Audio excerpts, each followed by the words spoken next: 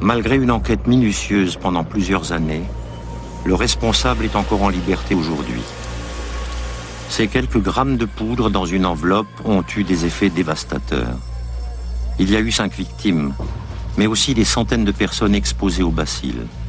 Sans oublier les bureaux, bâtiments officiels et bureaux de poste, qui sont restés fermés pendant des mois. Les coûts d'analyse et de désinfection se montent à plusieurs milliards de dollars, sans parler de la souffrance humaine qui ne se quantifie pas. Ceux qui ont été en contact avec le bacille du charbon ne s'en remettront jamais.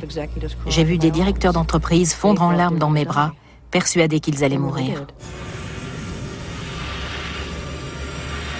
Les lettres à l'anthrax, c'est ainsi que les Américains nomment cette maladie, provoquent une prise de conscience brutale.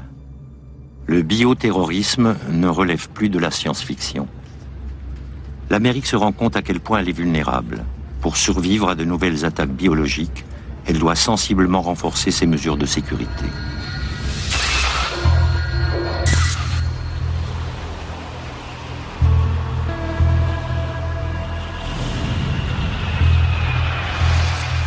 Peu de temps après cet épisode, le gouvernement appelle la science au service de la défense.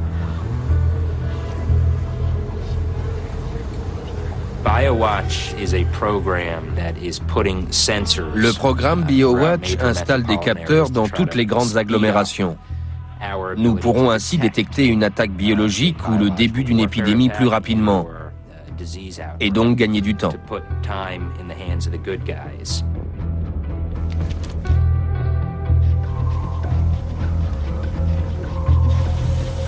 Les capteurs recueillent des échantillons d'air qui sont analysés quotidiennement en laboratoire. Le système est extrêmement sensible et peut même détecter de très faibles quantités d'agents pathogènes en suspension dans l'air.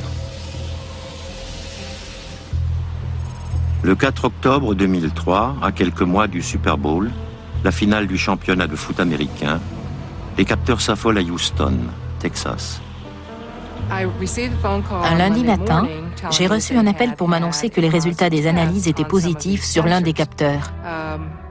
J'ai bondi de mon siège et j'ai demandé des précisions. Il s'agit d'une souche surveillée par BioWatch. Francisella tularensis, la tularemie. Voici cette fameuse bactérie. 10 d'entre elles suffisent à entraîner la mort. Elle se cache dans le système immunitaire jusqu'à ce qu'il soit trop tard. C'est dans les années 80 que l'armée soviétique a incorporé la tularémie à son arsenal biologique. Ken Alibek est un repenti du programme d'armes biologiques russe. Il a mis au point des souches résistantes aux vaccins pour l'URSS. L'Union soviétique possédait un vaste programme d'armes biologiques offensives. Il était très sophistiqué. C'était l'un des plus puissants du monde, sinon le plus puissant.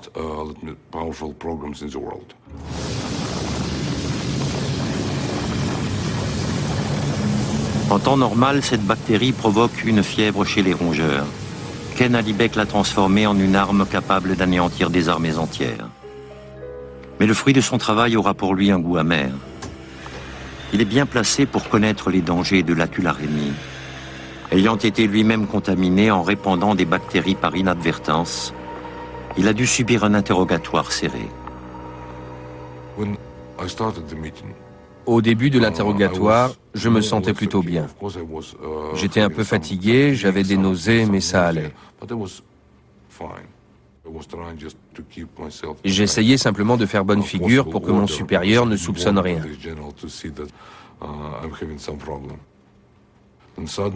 Mais tout d'un coup, je me suis senti fiévreux et j'ai eu des frissons. Les symptômes ont empiré au fil des heures. À la fin de l'entretien, j'étais en piteux état. Une attaque aérienne avec les bactéries provoquant la tularémie pourrait semer le chaos dans une ville comme Houston. La maladie peut entraîner une grave pneumonie. Environ 30% des personnes exposées peuvent mourir.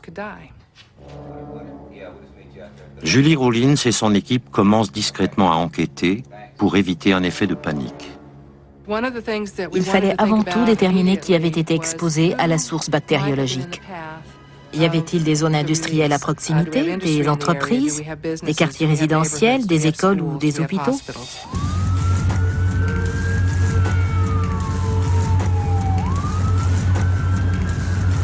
Alors même que les autorités sanitaires surveillent de près les hôpitaux de Houston, les premiers patients montrant des symptômes suspects arrivent. Il faut absolument découvrir la source de la bactérie. Les experts de la police scientifique passent la région en peigne fin. Ils examinent l'air, la végétation, même les animaux. Mais il n'y a aucune trace de la souche, si ce n'est sur les capteurs du programme BioWatch.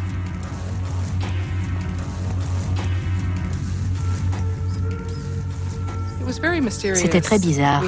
Les capteurs affichaient des résultats tantôt positifs, tantôt négatifs. On avait beau retourner tout ça dans nos têtes, on n'arrivait pas à trouver d'explication. Alors qu'ils pensent avoir épuisé toutes les hypothèses possibles, l'équipe de Julie trouve une piste dans une revue scientifique. La bactérie à l'origine de la tularemie existe naturellement dans le sol de Houston. De fortes rafales de vent ont sans doute soulevé un peu de poussière contenant les micro-organismes qui a atterri dans les capteurs de BioWatch. Il a suffi de quelques bactéries pour déclencher le dispositif. C'est donc bien une fausse alerte et non une attaque terroriste.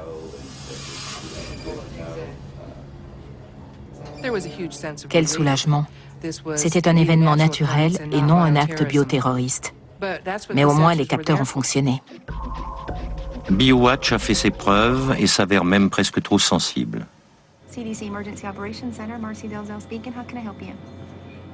Mais les capteurs ne détectent les agents pathogènes qu'à l'extérieur, ce qui limite leur efficacité. L'idéal serait un système de détection biologique que l'on utiliserait à la façon des détecteurs de fumée. Un système bon marché, mobile et facile à utiliser que l'on pourrait installer sur les murs dans chaque domicile. Ce serait très utile car je pense que les immeubles sont une cible de choix pour le bioterrorisme. Ces systèmes de défense fonctionnent très bien lorsque l'ennemi est clairement identifié. Mais comment faire quand on se bat contre l'inconnu ?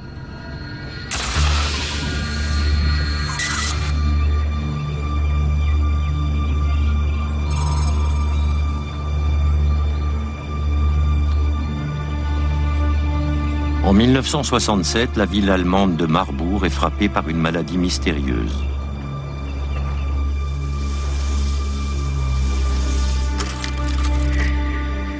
Des habitants porteurs de symptômes troublants se présentent à l'hôpital. Ça commençait par des saignements relativement faibles sur la peau, puis des hémorragies plus abondantes, au niveau des muqueuses de la bouche, du nez, des yeux, des parties génitales. Bref, de tous les orifices du corps. Les médecins de Marbourg n'ont jamais été confrontés à une telle maladie et sont incapables de soulager leurs patients. La situation s'est aggravée quand 4 patients sont décédés. La population était terrorisée. Dès qu'on entendait une sirène d'ambulance, on pensait que c'était un nouveau patient.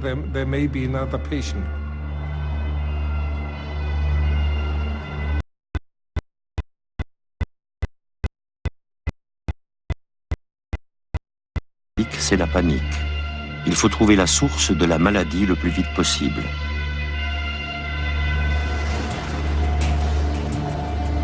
Les victimes ont toutes un point commun. Elles travaillaient pour un laboratoire pharmaceutique local. Elles avaient manipulé des échantillons de tissus prélevés sur des singes importés d'Ouganda dans le cadre d'une recherche vaccinale. La maladie ne correspond à rien de connu. Les scientifiques avancent à tâtons.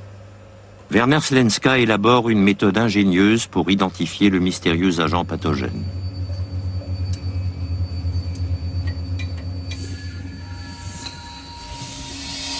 Il injecte du sang des victimes à des cochons d'Inde, puis étudie minutieusement les organes des animaux malades. Au bout de 3 mois, Werner Slenska finit par découvrir le coupable. C'est un virus mortel provenant de la jungle africaine, inconnu de tous les manuels de médecine. Il est baptisé virus de Marbourg. C'était passionnant d'être confronté à un virus complètement inconnu, et donc de découvrir l'origine d'une nouvelle maladie.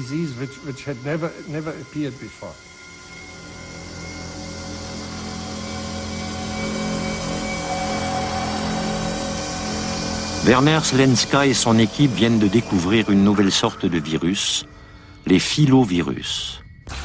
Ils infectent les cellules pour répandre leur matériel génétique, avec des conséquences effroyables pour l'organisme. Ces virus tuent en infiltrant les cellules envoyées pour les détruire.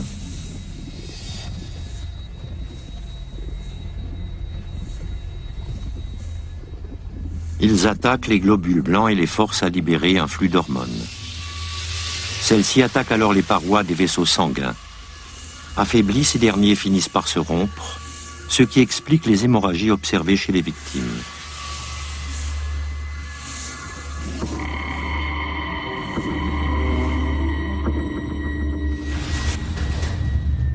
L'un des membres les plus terrifiants de la famille des filovirus est le virus Ebola Zaïre.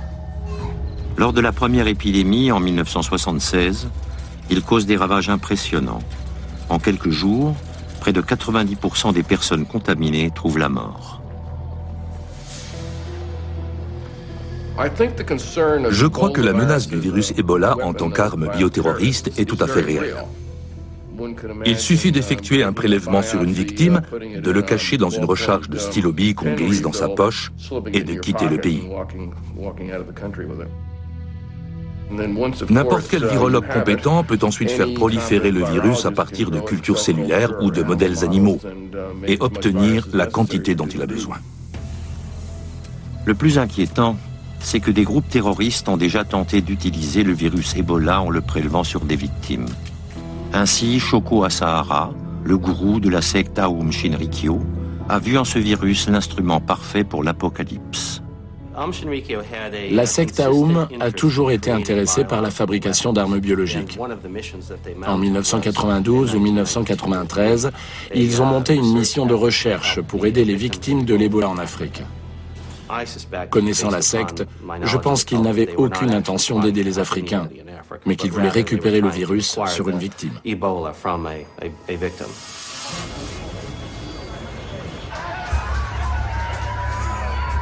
Après avoir passé des années à tenter d'acquérir des armes biologiques, la secte se tourne vers les armes chimiques.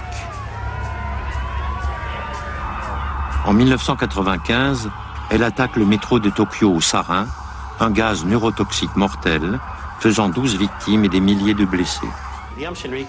Il existe deux interprétations contradictoires au sujet de la secte Aum et du bioterrorisme. Certains minimisent le danger et disent « Regardez, la secte a dépensé des millions de dollars et un temps fou pour mettre au point des armes biologiques et a échoué à plusieurs reprises. Elle n'est arrivée à ses fins qu'en utilisant des armes chimiques. » D'autres soulignent au contraire qu'elle a pu sans difficulté poursuivre un programme de recherche et de développement très coûteux en toute discrétion.